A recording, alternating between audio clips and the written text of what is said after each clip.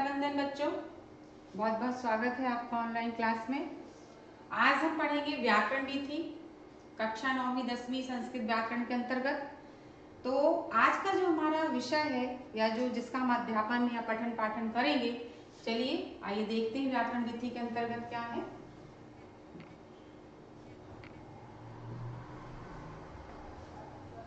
आप यहाँ पर देख रहे होंगे, यहाँ पर लिखा है बच्चा कि रचना प्रयोग, ये द्वादश अध्याय, ठीक है। और हम जो पढ़ रहे हैं वो है पत्रम। क्या पढ़ रहे हैं बेटा? आप लोग सब लोग समझे क्या पढ़ रहे हैं? पत्रम। पत्रम का जैसे कि मैंने आपको इसके पहले एक बार बताया था कि जो पत्र होते हैं वो दो प्रकार के होते हैं, एक औपचारिक पत्र होता है, एक अनौपचारिक पत्र होता है। जो औपचारिक पत्र होते हैं उनमें औपचारिकताएं निभाई जाती है ना, कि जैसे अपन के जैसे अब ये जो औपचारिक पत्र के अंतर्गत, क्यों? क्योंकि हम ये पत्र जो है अपने किसको लिख रहे हैं? प्रधानाचार्य महोदय को लिख रहे हैं, ठीक है। अवकाश के लिए लिख रहे हैं। किस चीज के लिए लिख रहे हैं? अवकाश के लिए। और एक होता है अनौपचारिक पत्र, जिसमें अनौपचारिक मतलब किसी प्रकार की औपचारिकता नहीं रहती, जिसमें भाई को बुला मतलब जन्मदिन के लिए है, या अपने मित्र को बुलाने के लिए है, या अपनी बहन की शादी के लिए है, निमंत्रण के लिए है ना। तो ये अनौपचारिक के अंतर्गत आता है। आज हमारा जो विषय है, आज जो हम पठन पाठन करेंगे वो है रचना प्रयोग, जिसके अंतर्गत हम पहले पढ़ेंगे पत्रम। पत्रम में है रुग्णताया कारणात् अवकाश प्राप्ते प्रधानाचार्य प्रति पत्रम। हमको कोई बीमारी है या हमको कोई तकलीफ है, उसके लिए हमें अवकाश है। अवकाश माने छुट्टी के लिए हम अपने प्रधानाचार्य को पत्र लिखें। तो देखिए क्या लिखा? प्रधानाचार्य महोदया, केंद्रीय विद्यालय RK पुरम, सेक्टर 2 है ना, नव दिल्ली। फिर विषय क्या आएगा? ये देखिए विषय दिया, अवकाश प्राप्ते निवेदनम, है ना, मान्यवर महोदया सविनय निवेदन अस्ति यत् अहम शिरोवेदना पीड़िता अस्मि, अतएव एतस्य मात् कारणात् अद्य विद्यालयम् आगन्तुं सर्वथा समर्थः अस्मि, अतः प्रार्थये यत् दिनद्वयस्य अवकाशः प्रदाय अनुग्रहं कुर्वन्ति भवन्तः। अब आप समझ गए, इसमें आपको समझ में आ गया, क्योंकि ये शब्द का अर्थ अपने आप है कि हमें आपसे अतः निवेदन है कि मेरे सिर में दर्द होने के कारण मैं अचानक विद्यालय जो है आज आने में असमर्थ हूँ। आपसे प्रार्थना है कि मुझे 2 दिन का अवकाश प्रदान कर अनुग्रह करने की कृपा करें या कृपा करें। तो यहाँ आएगा धन्यवाद। ये देखिए लिखा ना, भवताम विनीता शिष्या नरेंद्र, कक्षा 10वीं वर्ग वा।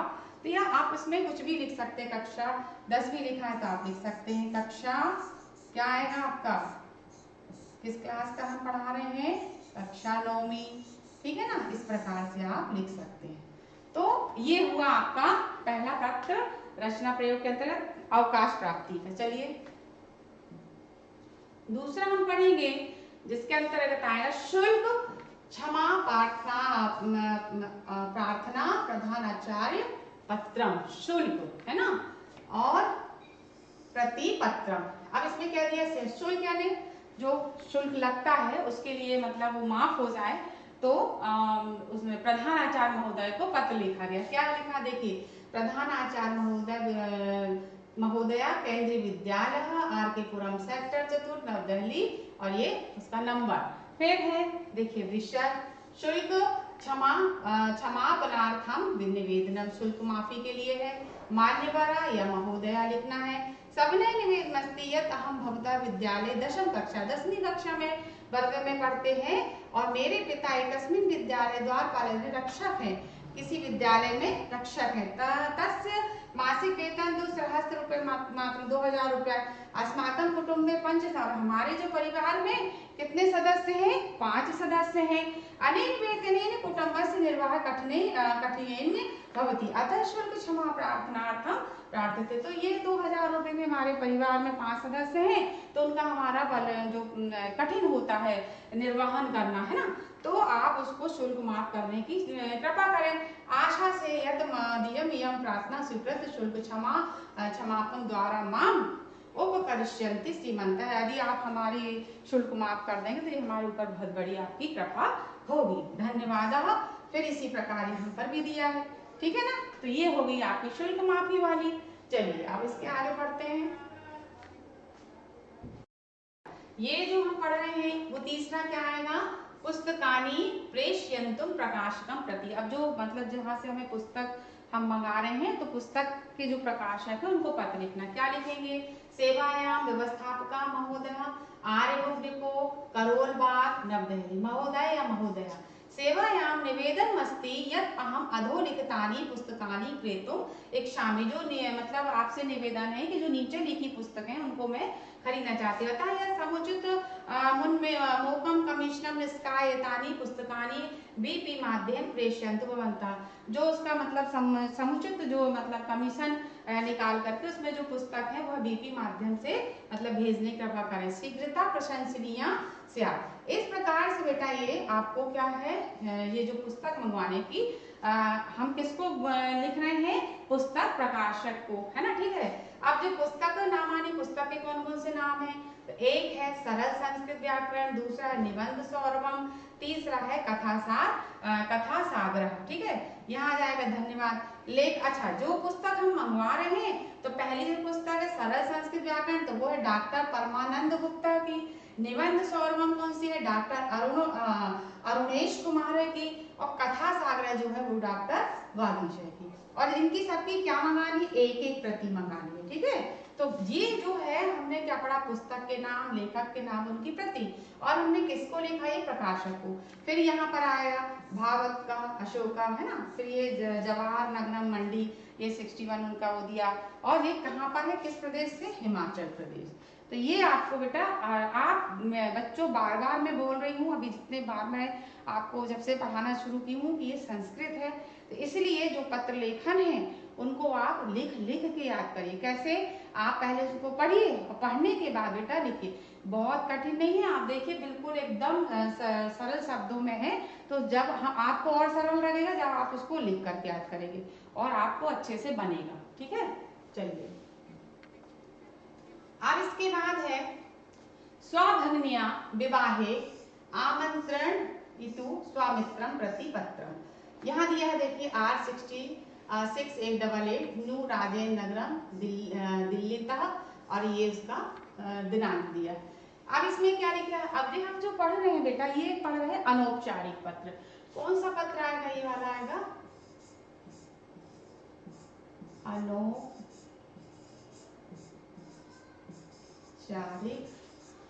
ठीक है ना, पत्रम, ठीक है। ये वाला ये ध्यान रखिए क्योंकि इसमें कोई औपचारिकता नहीं लिखी कि निवेदन ये वो नहीं, सीधा लिखा प्रिय मित्र नमस्ते इदम ज्ञात्वा प्रसन्नो भविष्यसि यद भगवान कृपा मम भगिनिया लताया विवाह संस्कारम अधोलिखित कार्यक्रम अनुसार संपन्नते। कि प्रिय मित्र आपको प्रसन्नता होगी है जानकर कि भविष्य में कि मेरी जो बहन है लता उसका जो विवाह संस्कार है अधोलिखित कार्यक्रम के अनुसार संपन्न होना है।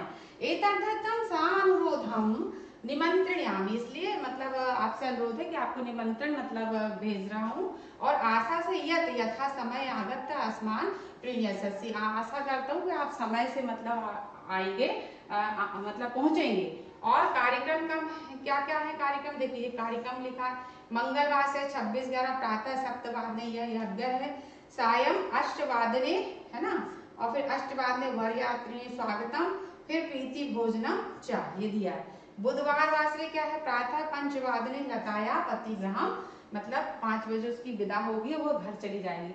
स्वगृह सर्वेभ्यः मम वंदनम निवेदनम, आप लोग सब लोग मतलब आए तो सबका स्वागत बंधन है, दर्शनाभिलाषी देवेंद्र, ठीक है ना।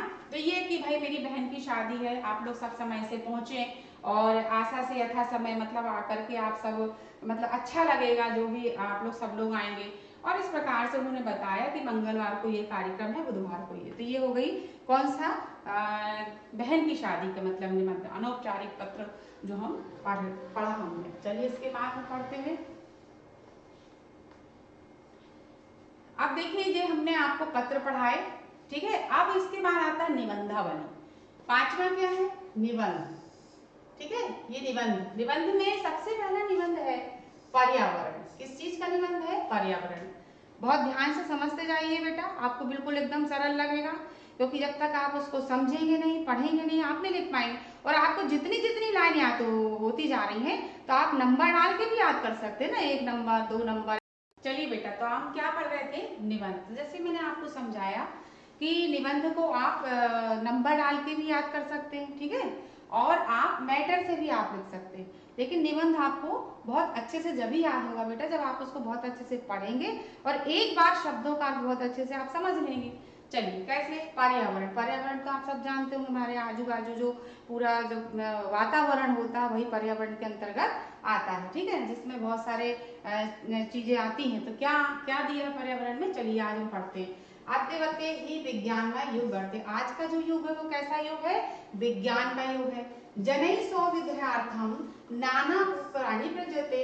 और जो जनता है या जो मानव है अपनी सुविधा के हिसाब से अलग अलग प्रकार के मतलब जो है प्रयोजन करता रहता है, या अलग अलग प्रकार के बहुत से मतलब सुविधा के हिसाब से अपने जो विभिन्न प्रकार के माने जो सुख सुविधाएं हैं उनका प्रयोग करता है। तेषाम उत्पादनम कार्यशालासु यंत्रै क्रियते। और जितने भी ये उत्पादन होते हैं वो बड़े बड़े मतलब जो कार्यशाला मतलब यंत्र, उनके माध्यम से इन सब चीजों का जिनका हम उपयोग करते हैं उनका उत्पादन बड़े बड़े यंत्रों के द्वारा होता है।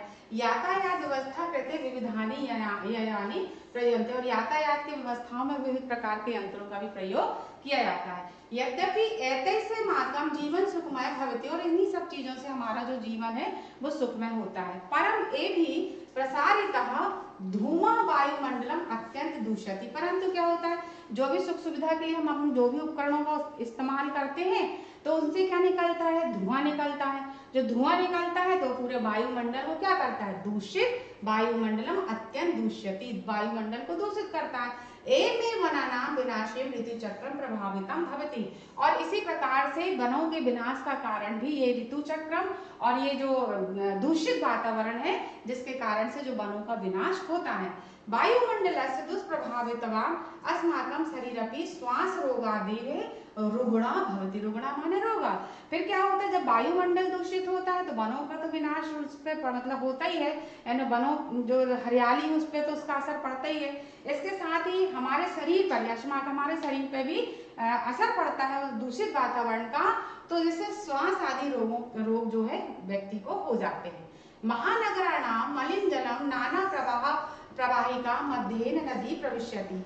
आप महानगरों में जो जल मलिन होने का कारण ये है कि वहां पर विभिन्न प्रकार की जो अच्छी नदियां हैं, जो पवित्र नदी हैं, उनमें बड़े बड़े नाले क्या हो जाते हैं, आके बहते हैं, है ना, मिला दिए जाते हैं, तो वहां का जो जल है वो दूषित हो जाता है।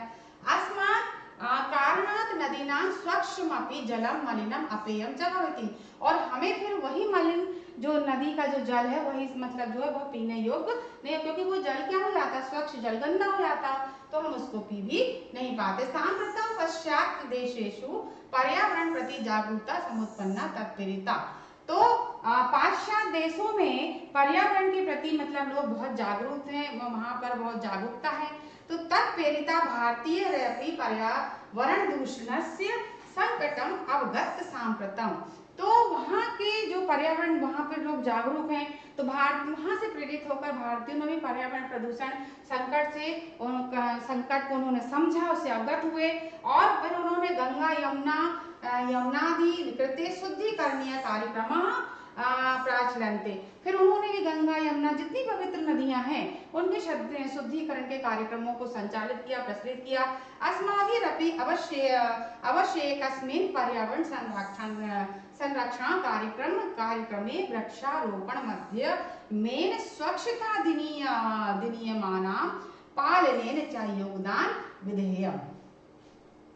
अब इससे क्या होगा कि जो शुद्धिकरण का कार्यक्रम मतलब जो प्रचलित हुए, तो हमारा भी है अवश्य कर्तव्य बनता है कि पर्यावरण कार्यक्रम मतलब के प्रति लोगों को जागरूक करना।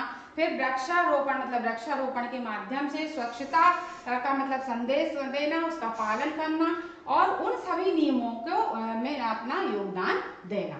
तो बेटा, तो इस प्रकार दूसरा हम पढ़ेंगे परोपकार। दूसरा निबंध कौन सा है बेटा, परोपकार। परेशान उपकारः परोपकारः अस्ति। जब हम दूसरों का सहयोग करते हैं, दूसरों की सहायता करते हैं, वही सबसे बड़ा क्या कहलाता है, परोपकार कहलाता है। परोपकार प्रवृत्ता एव मनुष्यः पशुभ्यः पृथक् भवति। परोपकार की जो प्रवृत्ति होती है या जो परोपकार की प्रवृत्ति होती है वो मनुष्यों में और पशुओं में पृथक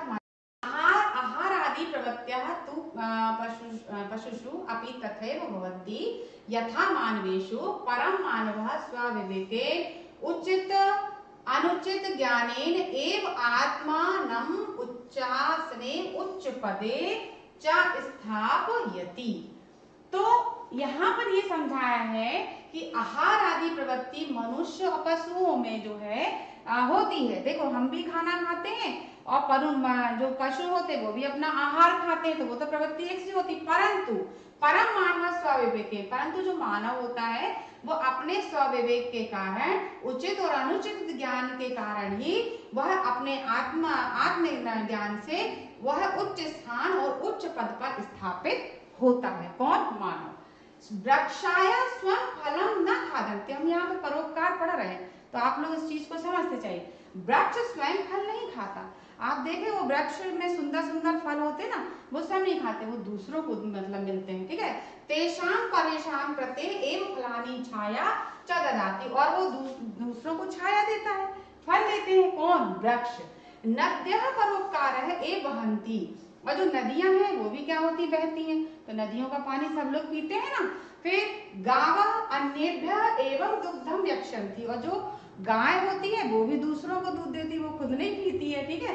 एवमेव अनेक प्रातः स्मरणीय महापुरुषः अपि अवन् ते ये स्वप्राणान् उत्सृज्य देशस्य समाजस्य च रक्षाम् अकुर्वन्। अनेक प्रकार प्रातः स्मरणीय जिनको हम याद करते हैं वो महापुरुष बहुत से ऐसे हुए जिन्होंने अपने देश की रक्षा के लिए, समाज की रक्षा के लिए अपने प्राणों को निछावर कर दिया। फिर राजा शिवी, जो राजा शिवी थे, शरणागत तस्य कपोतस्य रक्षायै स्वशरीरस्य मांस करित्वा शयेन दत्तवान्।